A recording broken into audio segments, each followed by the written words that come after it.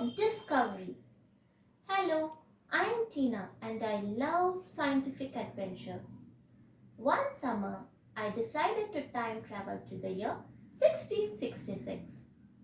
I entered the Newton household as an orphan 10-year-old distant cousin.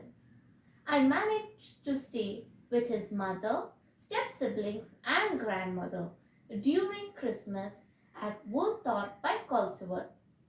Let me tell you the tale of Newton's lab from its inception.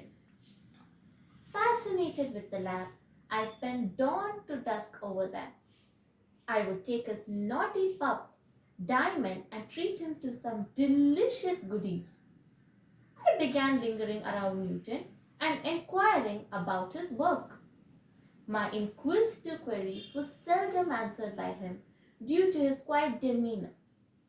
At that tender age, I was unaware of the force known as gravitation. I was impressed by how Newton ran his thought processes during the day. He continued his work on the telescope throughout the night. I was in awe that an apple falling from a tree could trigger such a great scientific theory while I was just munching on apples. According to him, if a cannonball was shot from a massive cannon situated on top of a hill, it would forever move in a straight line when there is no gravity. But gravity would pull the cannonball downwards if the force of the shot was less. Shooting the ball at a high velocity could cause it to fall around the earth in an orbit. This was because of the law of gravitational attraction.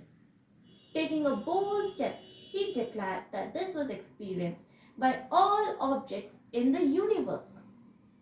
Edmund Halley, a famous astronomer who discovered the Halley's Comet, encouraged Newton to write the Principia based on the laws of motion and gravity.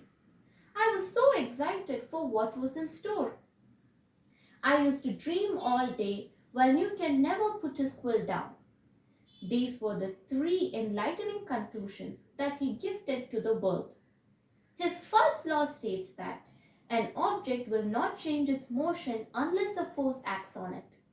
According to his second law, the force on an object is equal to its mass times its acceleration.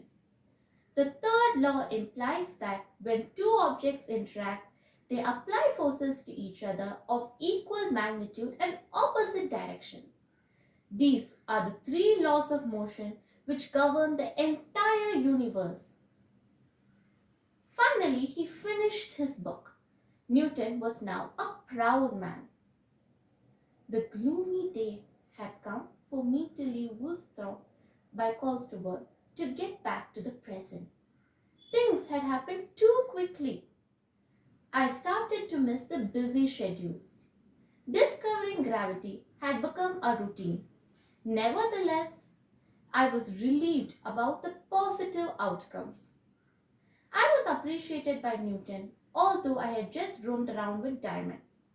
Only then did I understand that Newton had realized my existence. I suppose it was just a formality. I came back home. A few years later, I learnt about him at school. Only then could I truly understand the work of this great genius named Sir Isaac Newton. I can now boast that I worked with Isaac and played a crucial role in discovering gravity. Ha ha ha! But will my name be engraved in history like his? Thank you.